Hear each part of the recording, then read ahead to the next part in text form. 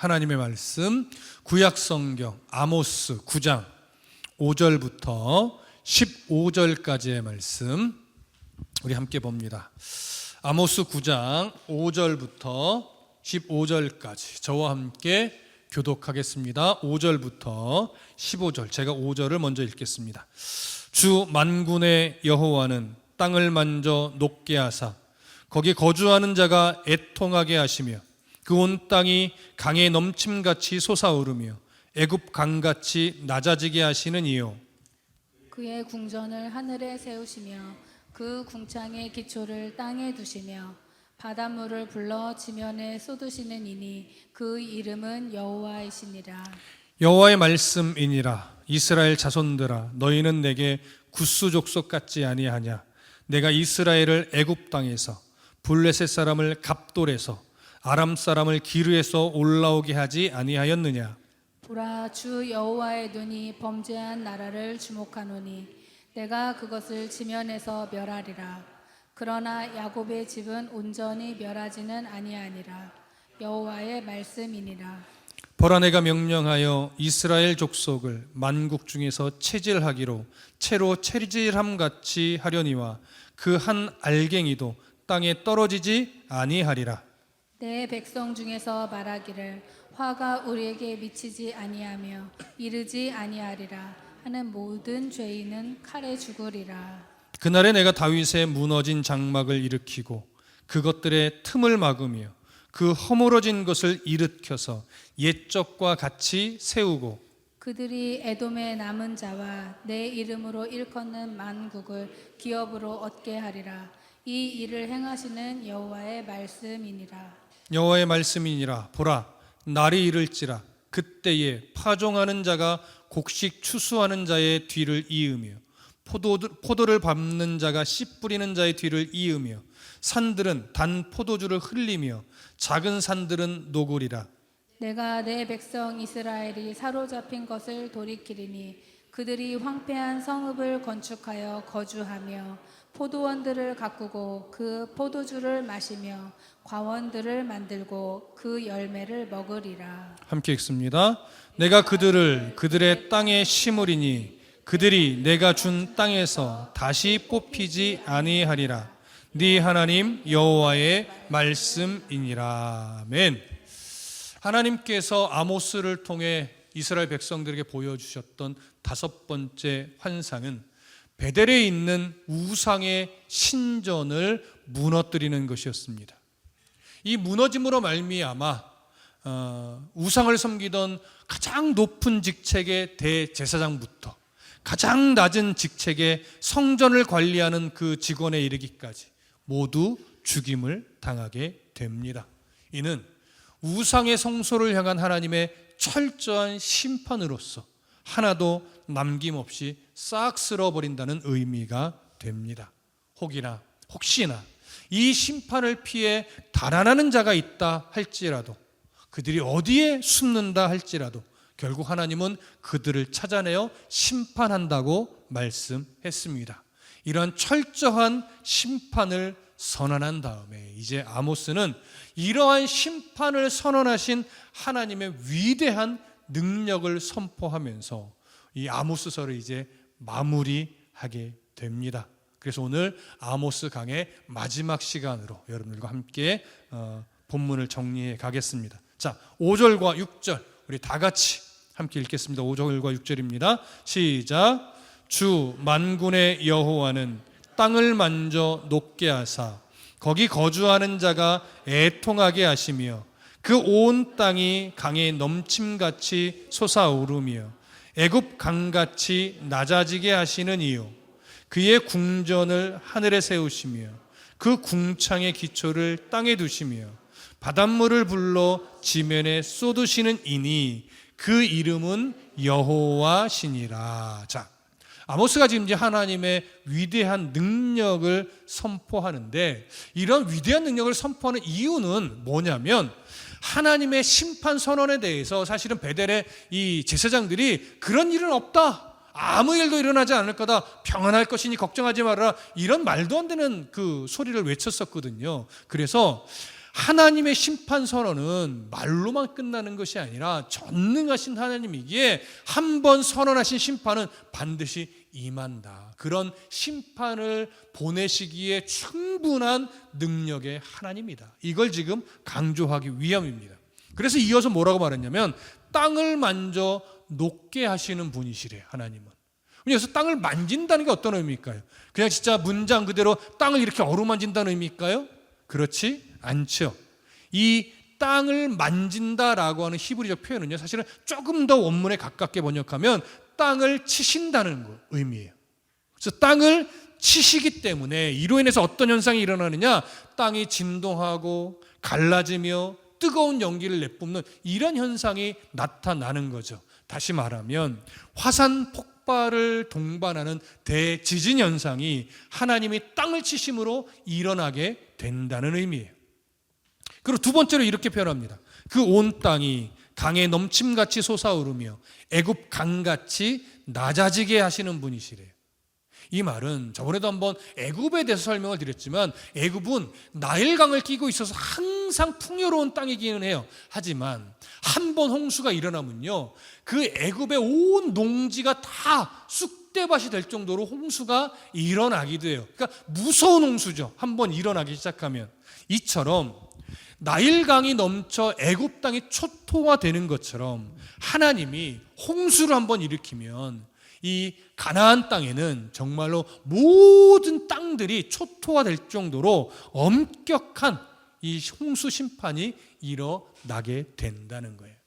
근데 이 홍수 심판에는 하나님이 사실 또 다른 의미를 하나 담아놨는데, 이건 뭐냐면 당시에 이 우상을 섬기는 자들은 자연의 요소를 되게 신격화했거든요. 여러분, 나일강도 애굽의 입장에서는 신이었어요. 어떤 신? 생명을 주관하는 신. 그래서 이스라엘 백성들이 노예로 있을 그 모세 이전이죠, 말하자면. 그때에 딱 모세 당시구나. 이 애굽 왕이 바로가 어떤 명령을 내려요? 산파를 통해서 남자이면 죽여라, 이 말이 이제 통하지가 않자 집 안에 아기를 낳으면 남자인지 여자인지 분별해서 남자아이면 어떻게 하래요? 애굽 강에 던지래요. 여러분, 이거는 사형이 아니에요. 이 아이의 생사를 누구한테 판단을 맡기는 거예요? 나일강의 신에게, 생명을 주관하는 나일강의 신에게 던져 맡기는 거예요. 그래서 거기서 죽으면 나일강의 신이 죽이는 거예요. 근데 거기서 살아나면 나일강의 신이 살린 거예요. 근데 모세는 그 나일강에서 죽었어요, 살았어요? 살았죠. 물론 요게벳이 의도를 가지고 애굽 공주가 아이를 낳게 해달라고 기원하는 제사를 드리는 그 맞은편, 바로 눈에 보이는 갈대 숲 사이 일부러 의도를 갖고 갖다 놨죠. 그리고 발견하도록 만들었단 말이에요. 하지만 그럼에도 애굽 공주 입장에서는 누가 보내준 생명이에요? 나일강의 신이 죽이지 않고 자신의 기도에 응답하여 보내준 아이예요. 그러니까 히브리 아이임에도 불구하고 양자로 들여서 키울 수 있었고 애굽 왕 바로도 그거를 반대하지 않았던 거죠. 왜? 나일강의 신이 보내줬으니까. 그래서 모세가 애굽 왕 바로의 그 손주로 또 공주의 양자로 살아갈 수 있었던 거예요. 입양이 된 거죠, 말하자면. 자, 이처럼 당시 자연, 강도 우상을 섬기는 자들에게 있어서는 신격적 위치에 있던, 신의 위치에 있었던 그런 자연이었단 말이에요.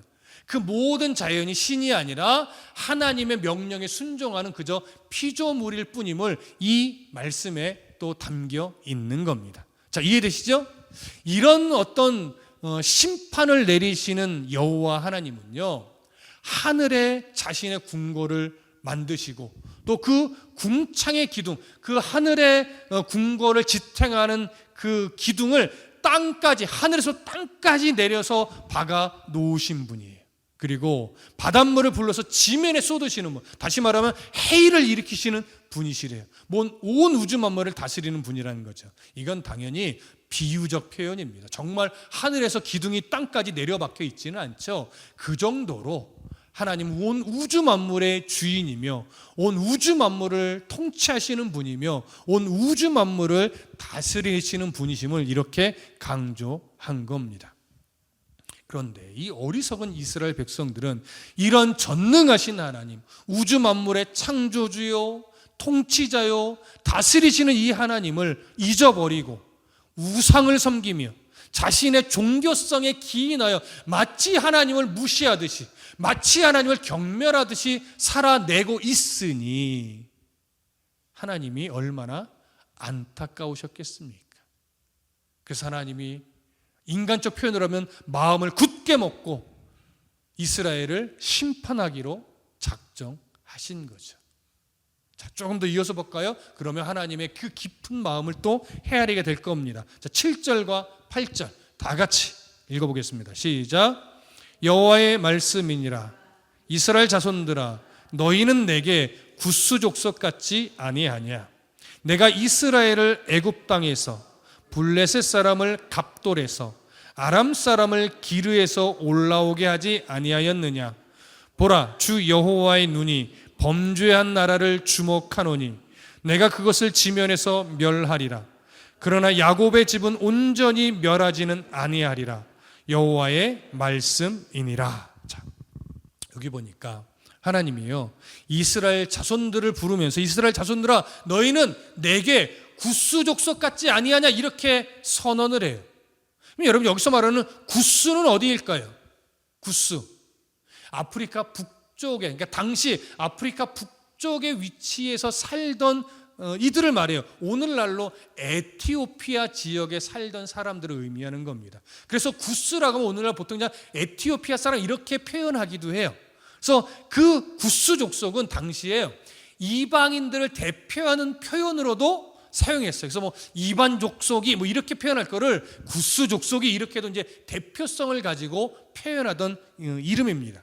자, 그렇다면 여호와의 말씀이니라. 이스라엘 자손아, 너희는 내게 구스 족속 같지 아니하냐.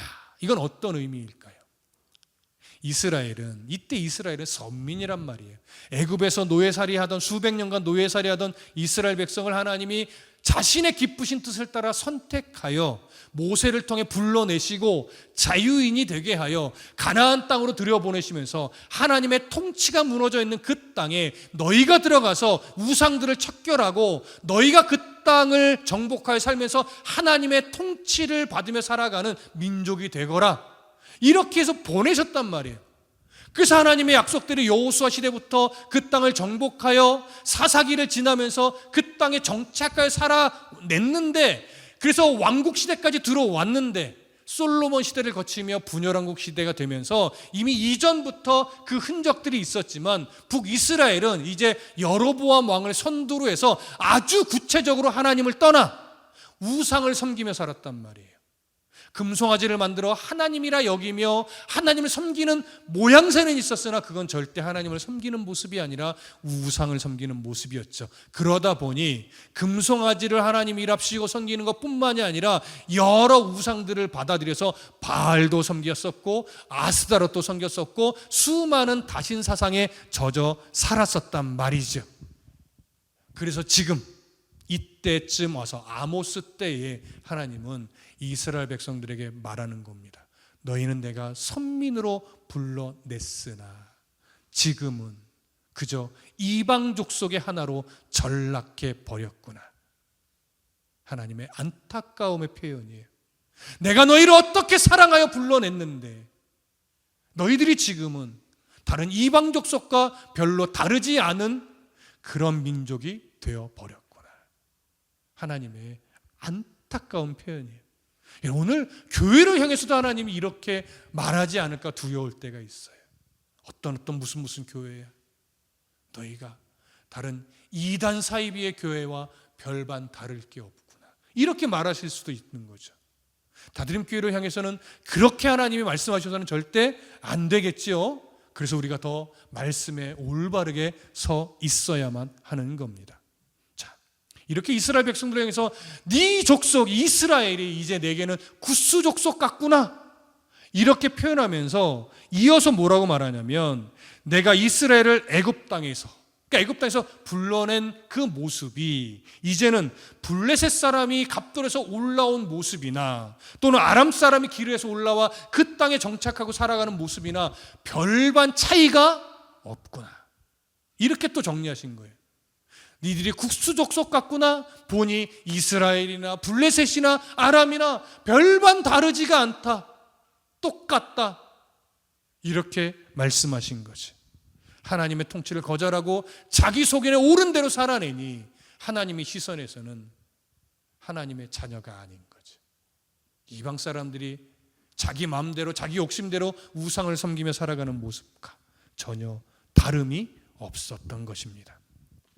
그래서 하나님이요 8절에 보십시오. 보라, 주 여호와의 눈이 범죄한 나라를 주목하노니 내가 그것을 지면에서 멸하리라. 그러니까 하나님을 섬기지 않고 우상을 섬기는 모든 이방 나라, 범죄한 나라를 하나님이 주목하여 보고 끝내 그들을 뭐하겠다? 멸하겠다고 한 거예요. 그런데 보세요. 그 뒤에 아주 중요한 말씀을 하나 던지십니다. 그러나 야곱의 집은 온전히 멸하지는 아니하리라. 이게 무슨 의미예요? 이스라엘도 분명 심판을 받겠지만, 그래서 정치적으로는 멸망하겠지만 그 민족을 통해 내가 이루고자 했던 하나님의 뜻까지 버려지는 것은 아니다. 그들을 훈련하여 끝내 하나님이 그들을 통해 이루고자 하는 일들은 이룰 것이다. 이런 의미예요. 여러분, 이 말씀이 은혜예요. 비록 정치적으로 멸망하여 나라의 이름이 사라진다 할지라도 하나님이 자신의 깊으신 뜻을 거두지 않으셨으니 하나님은, 이스라엘 백성은 멸망, 하나님의 진노 중에라도 은혜를 덧입은 참으로 복된 민족이 된 거예요. 여러분, 이 모습이요 사실은 어디에 담겨 있어요? 하박국의 믿음의 고백에 담겨 있어요. 하박국이 어떠한 믿음의 선포를 했습니까? 오직 의인은 믿음으로 말미암아 살리라. 무슨 의미였어요? 처음에는 하나님이 바벨론을 보내 이 이스라엘을 멸망하는 것, 그리고 성전을 파괴하는 것이 인정이 되지 않았어요. 하나님, 이 나라가 정신을 못 차리고 하나님을 떠납니다. 좀 정신 좀 차리게 해주세요. 그랬더니 하나님이 그래 알았어, 내가 바벨론을 보낼게. 이건 뭐예요? 멸망시키겠다는 거예요. 그랬더니 하박국이 이해가 안 되는 거죠. 하나님, 멸망시켜 달라는 것이 아니고 정신만 차리게 해달라니까요. 그랬더니 근데 아니야, 내가 바벨론 보내서 아예 멸망시켜버릴 거야. 예루살렘 성전 무너뜨려 버릴 거야. 하박국이 이해가 안 돼요. 아니, 내가 그걸 원한 게 아니잖아요. 하나님에서 항변하는데도 하나님 뜻을 굽히지 않아요. 그런데 그렇게 수없이 하나님께 물으며 기도하며 엎드리는 과정에서 하박국이 깨닫습니다. 이스라엘이라는 나라가 멸망하느냐 안 하느냐, 예루살렘 성전이 무너지냐 무너지지 않느냐는 중요한 게 아니구나. 이스라엘의 멸망을 통해서라도 하나님이 자신의 나라를 세워가고 자신의 뜻을 이루신다면 그게 옳은 거구나. 그래서 하박국 자신도 나라에, 성전이라는 보이는 건물에 매여 있었던 모습을 인정하게 된 거예요. 그래서 의인이 믿음으로 말마 산다는 것은 어떤 의미냐면, 나라가 망한다 할지라도 하나님의 나라만 하나님의 뜻대로 선다면 그거는 옳은 거다. 예루살렘 성전이 무너지지만 하나님께서 자기의 나라를 세워가신다면, 자기 백성을 그 방법으로 세워가신다면 그건 옳은 거다, 이거예요. 이게 오직 의인은 믿음으로 말미암아 산다는 거죠. 오늘날 우리도 똑같아요. 내가 고난 중에 있더라도, 내가 심한 연단을 받는다 할지라도 나의 견딤과 나의 시련을 인내하는 인내를 통해 하나님의 뜻을 이루신다면 내가 고난받는 것은 당연하다, 이렇게 여기는 거예요. 그런 믿음으로 그리스도인은 사는 거예요. 여러분, 예수 믿어 부자 되는 것이 인생의 목표일 수 없어요. 예수 믿어 좋은 직장 가는 게 인생의 목표일 수 없어요. 예수 믿어 좋은 대학 가는 게 인생의 목표일 수 없어요. 예수 믿어 우리 자녀가 세상에서 잘 나가게 되는 거 인생의 목표일 수 없어요. 내가 좀 더 힘겨울지라도, 내 삶에 내가 이해할 수 없는 아주 감당하기 어려운 일이 연속적으로 온다 할지라도 그것을 견디는 과정에서 하나님의 나라만 세워질 수 있다면 나는 기꺼이 그 고난도 감내하며 주님 부르실 그때까지 살아낼 각오를 하는 것, 이게 의인은 믿음으로 말미암아 사는 거예요. 이게 내게 능력 주시는 자에서 내가 모든 것을 할 수 있다 믿는 것. 뒷부분은 이거죠. 내게 능력 주시는 그 하나님의 은혜 아래 있다면 어떤 상황도 불평불만하지 않고 견디어낼 각오가 되어 있습니다. 동일한 맥락이에요.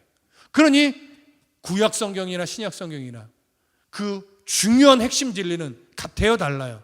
같아요. 그래서 여기 하나님께서는 놀라운 은혜의 말씀을 주시는 겁니다. 야곱의 집은 온전히 멸하지는 아니하리라. 내가 내 자녀들을 외면하여 버리는 일은 절대 없을 것이다. 이것이 오늘 우리에게 주는 너무나 큰 은혜의 말씀이라는 것 기억하시기 바랍니다. 자, 9절과 10절 이어서 읽겠습니다. 시작. 보라, 내가 명령하여 이스라엘 족속을 만국 중에서 체질하기를 채로 체질함 같이 하려니와 그 한 알갱이도 땅에 떨어지지 아니하리라. 내 백성 중에서 말하기를 화가 우리에게 미치지 아니하며 이르지 아니하리라 하는 모든 죄인은 칼에 죽으리라. 자, 여기 보세요. 여기 체질이라고 언급됐죠. 체질이 뭡니까? 흙이나 돌멩이든 같은 불순물을 걸러내고 알곡만 남게 하기 위해서 흔들어대는 도구, 이런 것이 체질이에요. 공사장에서는 고운 모래를 얻기 위해 막 그 체에 흔들고 걸러서 흔들면 고운 가루는 떨어지고 돌멩이자 큰 것 같은 불순물은 남죠. 그러면 이제 버리게 되는 그런 거죠. 또 부모님들, 옛날 부모님들 복졸이나 또는 이렇게, 이게 뭐라고 해요? 쌀 이렇게 하면 바람에 이 껍질 같은 거 날아가고 이제 알곡만 남는 이런 유의 것들, 이런 유의 종류의 것들이 다 체질이에요. 그런데 이 체질이 어떤 용도로 오늘 쓰여진 거냐면 이방 나라들과 함께 이스라엘 백성들을 멸망시켜서 고통 중에 놔두는 것, 이것이 체질하는 모습이라는 거예요. 왜요? 이스라엘을 버리기 위함이 아니라 그 과정을 통해 이스라엘 백성을 훈련하는 거예요. 훈련하여 뭐로 쓰기 위해? 알곡으로 쓰기 위해, 하나님이 원하시는 뜻을 이루도록 하기 위해. 그래서 이스라엘은 하나님의 심판으로 멸망할 나라가 아닌 거예요. 하나님의 심판 중에 멸망하는 것처럼 보이지만 그 훈련과 체질을 통해 다시금 하나님이 원하시는 대로 세워서 알곡처럼 쓰여질 나라인 거지. 그러니 이스라엘은 그 하나님을 바라보며 믿음을 지켜내고 신앙을 지켜내고 하나님 나라의 소망으로 살아가는 거예요. 오늘을 살아가는 우리들도 동일합니다. 그리스도인들이 겪고 있는 이 수많은 다양한 모습의 고난들, 어려움들, 상심들, 상처들, 슬픔들, 여러분, 하나님이 버렸기 때문에 우리가 당하는 그 아픔이 아니에요. 그리스도인이 겪는 모든 힘겨움들은 다 성숙하게 만들어 하나님이 복음을 위해, 하나님의 나라와 의를 위해 쓰기 위해, 사용하기 위해 체질하시는 과정입니다. 이걸 꼭 기억하십시오. 하나님이 날 버리시지 않습니다. 하나님은 절대 우리를 버리지 않습니다. 그 약속을 이렇게 말하죠. 9절 끝에 보세요. 그 한 알갱이도 땅에 떨어지지 아니하리라. 한 알갱이도, 한 성도도, 어린아이에서부터 어른에 이르기까지 한 사람도, 한 영혼도 하나님은요 실수로 놓치거나 실수로 버려지게 놔두시는 분이 절대 아니라는 약속입니다. 이해되시죠? 자, 그런데 10절에 보면 이런 말씀을 해요. 내 백성 중에서 말하기를 화가 우리에게 미치지 아니하며 이르지 아니하리라 하는 모든 죄인은 칼에 죽으리라. 이 말은 하나님이 훈련을 위해 연단하시면 연단을 받는 게 정상인데, 베델의 제사장 같은 경우는 걱정하지 마라, 하나님은 심판하는 하나님이 아니다, 좋은 일만 일어날 거다, 여러분 어떤 상황에서도 나쁜 일은 일어나지 않습니다 라고 하나님의 뜻과 다른 메시지를 전하는 자, 이런 자들은 어떻게 한대요? 칼에 죽는데요. 여러분, 하나님의 말씀에는요 위로만 있지 않아요. 오늘 오전에도 제가 너무나 죄송스럽게 좀 단호하게 말씀드렸지만 하나님의 말씀에는 책망도 있어요. 위로도 있어요. 용기를 내라는 권면도 있단 말이죠. 그런데 성도들 듣기 싫어할까 봐 하나님이 책망하시는데 목회자가 책망 안 한다면 그건 잘못된 거예요. 하나님이 말씀 가운데 책망하시면 책망을 우리가 아멘대로 받아내야 돼요. 근데 목회자가 그 책망이 싫어서 맨날 위로만 한다면 어쩌면 그 목회자를 향해서 하나님은요 내 백성 중에서 말하기를 화가 우리에게 미치지 아니하며 이르지 아니라 하는 모든 죄는 칼에 죽으리라. 이게 설교자를 향한 하나님의 말씀이 될 수도 있어요. 저는 그게 두렵습니다. 그래서 여러분, 우리 오전에도 제가 조금 힘주어서 여러분들에게 기억하고 회복하자고, 정신을 차리고 우리의 뜨거웠던 순수한 신앙이 기억에만 머물러 있지 않게 해달라고 강력하게 말씀을 드렸던 것처럼 다시 한번 하나님의 음성으로 받으시고 회복하십시다. 기억하시고 회복하기 위해 더 노력해 주시기를 부탁드립니다. 자, 다시 성경으로 이어갑니다. 11절과 12절 다 같이 읽겠습니다. 시작. 그날에 내가 다윗의 무너진 장막을 일으키고 그것들의 틈을 막으며 그 허물어진 것을 일으켜서 옛적과 같이 세우고 그들이 에돔의 남은 자와 내 이름으로 일컫는 만국을 기업으로 얻게 하리라. 이 일을 행하시는 여호와의 말씀이니라. 이스라엘을 향한 체질의 과정을 선언하신 하나님은요, 이제 하나님의 뜻 안에서 이스라엘을 회복시킬 것을 이야기해요. 여기서 그날에 내가 다윗의 무너진 장막을 일으키고 그것들의 틈을 막으며 그 허물어진 것을 일으켜서 옛적과 같이 세우겠다고 말씀하세요. 이건 당시 기준으로 보면 남과 북으로 갈라진 그 이스라엘을 하나로 통일시켜서 하나님의 통치를 받는 나라가 되도록 만드시겠다는 거예요. 근데 이것은 사실은 표면적으로는 그런 의미지만 더 깊이 보면 영적으로 이제 예수 그리스도를 통해 새롭게 세워질 영적 이스라엘, 이방 족속을 막론하고 하나님을 믿는 모든 백성이 하나의 믿음의 공동체가 된 그 영적 이스라엘을 사실은 상징하고 있습니다. 그래서 그들이 에돔의 남은 자와 내 이름으로 일컫는 만국을 기업으로 얻게 하리라 이렇게 말해요. 이 말이 바로 에돔의 남은 자, 이것이 이방 족속을 다 의미하는 거예요. 모든 이방 족속까지 아우러서 하나님을 믿는 영적 이스라엘의 한 공동체로 그 만드는 일을 하나님이 하실 거라는 거예요. 그래서 그들을 통해 영적 이스라엘로 부름받은 모든 하나님의 백성을 통해 복음이 온 세상 구석구석까지 전파되게 하신다는 의미죠. 그래서 마태복음 24장에 예수님이 무엇을 가르쳐요? 재림의 징조를 말씀하시면서 난리와 난리 소문이 재림의 징조가 아니고 복음이 온 땅에 전파될 때 그제야 끝이 오리라. 그제야 예수님이 오신다는 거예요. 여러분, 난리와 난리 소문, 뭐 거짓 선지자가 일어나고 뭐 종말이 온다, 이런 외침들은요 재림의 징조 아니에요. 그건 재난의 시작이에요. 마태복음 24장에 예수님이 정확하게 말했어요. 근데 우리는 어리석어서 재난의 시작으로 일어나는 반복된 현상을 놓고 자꾸 심각하게 여기며 예수님이 곧 오신다는 거예요. 이건 성경을 잘못 보는 거예요. 재림의 징조는요, 복음이 온 땅에 전파되는 거예요. 영적 이스라엘이 하나님의 말씀으로 무장되어서 세계 곳곳에 가정가정에 내 자녀에게까지 복음이 잘 흘러내려가도록 말씀에 붙잡혀 살아낼 때 그것이 복음이 온 땅에 들어가는 것이고, 그 얼마만큼 들어가야 되는가, 그건 우리가 판단하는 것이 아니고 하나님이 판단하는 거예요. 그제야 끝이 오리라. 그제야 하나님이 이제 됐다 여기실 때, 인정하실 때, 그때 예수님이 재림하시는 거죠. 그러기 위해서 하나님은 지금도 여전히 영적 이스라엘을 하나로 묶어 세워가고 계시는 겁니다. 이해되시죠? 자, 이제 13절부터 15절까지 보겠습니다. 함께 읽습니다. 시작. 여호와의 말씀이니라.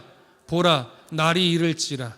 그때에 파종하는 자가 곡식 추수하는 자의 뒤를 이으며 포도를 밟는 자가 씨를 뿌리는 자의 뒤를 이으며 산들은 단 포도주를 흘리며 작은 산들은 녹으리라. 내가 내 백성 이스라엘이 사로잡힌 것을 돌이키리니 그들이 황폐한 성읍을 건축하며 거주하며 포도원을 가꾸고 그 포도주를 마시며 과원들을 만들고 그 열매를 먹으리라.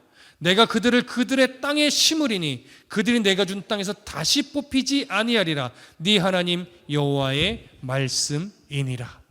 이제 하나님은요, 하나님의 은혜로 말미암아 찬란하고 영화로운 미래가 도래할 것을 말씀하시는데, 보라, 날이 이를지라. 그때에 파종하는 자가 곡식 추수하는 자의 뒤를 이으며 포도를 밟는 자가 씨 뿌리는 자의 뒤를 이으며 산들은 단 포도주를 흘리며 작은 산들은 녹으리라.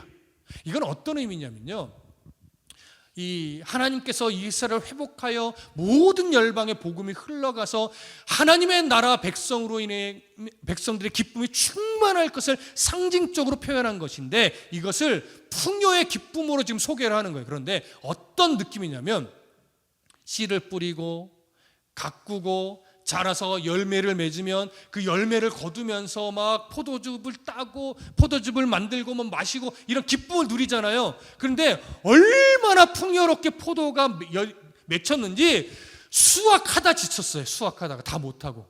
근데 수확하다 지쳐서 수확도 다 못 끝났는데 계절이 다시 파종해야 될 때가 온 거예요. 이런 무슨 말씀이 이해되세요? 그게 지금 반복적으로 얘기하는 거예요. 씨를 뿌리고 가꿔서 자라서 열매가 맺어서 너무 기뻐서 열매를 거두고 막 포도주를 따면서 행복해했는데, 아직도 따야 될 포도가 널려 있는데 벌써 계절이 지나서 씨앗을 심어야 돼. 얼마나 풍요로우며. 이게 바로 하나님의 나라를 대망하는 영적 이스라엘이 예수 그리스도의 보혈의 피와 하나님 나라의 소망으로 누리게 될 그 영적 기쁨이 얼마나 풍요로운 기쁨인지를 보여주는 거예요. 우리가 많이 무뎌진 기쁨, 우리가 많이 잊어버리고 있었던 기쁨, 그 기쁨을 우리 회복해야 돼요. 이해되시죠? 자, 그렇게 놀라운 회복을 선언하시면서 내가 내 백성 이스라엘이 사로잡힌 것을 돌이키리니 그들이 황폐한 성읍을 건축하며 거주하며 포도원을 가꾸고 그 포도주를 마시며 과원들을 만들고 그 열매를 먹으리라. 1차적으로는 정치적으로 멸망한 이스라엘의 회복을 말씀하는 겁니다. 하지만 지금 계속 말씀드렸듯이 궁극적으로는 다윗의 장막으로 상징되는 영원한 메시아 왕국, 영적 이스라엘의 회복과 성장을 의미하는 거예요. 그러면서 이제 가장 마지막에 너무 중요한 말씀을 하는데, 자, 15절 다 같이 읽습니다. 15절 시작. 내가 그들의 땅에 심으리니 그들이 내가 준 땅에서 다시 뽑히지 아니하리라. 네 하나님 여호와의 말씀이니라. 표면적으로는 정치적 이스라엘 회복이지만 궁극적으로는 예수 그리스도의 보혈의 은혜로 말미암아 다시금 하나님의 나라의 백성이 되는 것을 의미해요. 그래서 내가 그들의 땅에 심으리니 그들이 내가 준 땅에서 다시 뭐하지 아니하리라? 뽑히지 아니하리라. 이게 오늘 우리에게 소망이에요. 보혈의 은혜로 말미암아 하나님의 자녀가 되었고 하나님 나라의 백성이 된 자들은 그 어떤 일이 있어도 하나님의 자녀의 신분이 박탈되는 일이 없다는 거예요. 다만 우리가 교만하고 우리가 어리석고 우리가 탐심을 버리지 못해서 하나님의 자녀가 되었음에도 불구하고 하나님의 자녀답지 않은 삶으로 돌아갈 수는 있겠죠. 하지만 하나님은 그런에도 불구하고 우리를 버리는 것이 아니라 오히려 우리의 그 모습들을 더 안타까워하면서 우리를 회복시키기 위해 하나님은 하나님의 방법으로 최선을 다하십니다. 더디더라도 하나님은 우리 스스로 항복하여 하나님께로 돌아올 때까지 하나님은 기회를 주십니다. 혹여나 이 땅에 살아가는 동안 우리의 고집이 너무 세서 돌아오지 않는다면 하나님은 죽음의 문턱 0.001초 사이에도 우리의 항복을 받아내시고 하나님의 나라로 가게 만드시는 하나님이에요. 이것이 전능하신 하나님의 능력이에요. 우리는 그런 하나님을 믿는 거예요. 그러니 그 마지막 때 죽음의 순간에서 항복하고 가는 인생이기보다는 젊을 때 하나님 앞에 두 손 들고 항복하여 하나님의 은혜로 살기로 작정하고 하나님의 은혜로 사는 흔적을 많이 만들어내는 성도라면 더욱더 그 삶이 복되겠죠. 그런 이왕이면 젊을 때부터 하나님 앞에 복된 성도의 삶을 살아가는 것이 중요합니다. 하나님 마지막 때 그런 우리를 품고 칭찬하시겠죠. 잘하였다. 너는 정말 착하고 충성된 나의 종이었다. 그 칭찬이 최고의 상급이며 면류관인 겁니다. 다시 한번 기억하십시오. 내가 그들을, 여러분들의 이름 하나를 넣으셔도 돼요. 내가 이태일을 그들의 땅에 심으리니 그들이 내가 준 땅에서 다시 뽑히지 아니하리라. 그러면서 확증의 도장을 찍어줘요. 네 하나님 여호와의 말씀이니라. 이 말씀을 굳게 굳게 신뢰하심으로 내 삶을 지켜내신 하나님을 바라보며 오늘도 영적 이스라엘로서 회복의 걸음을 걷고 다시금 하나님 앞에서 그 첫사랑의 기억을 찾아서 성장하는 신앙, 성숙한 신앙의 성도가 되어주시기를 간절히 소망하고 축복합니다. 기도하겠습니다.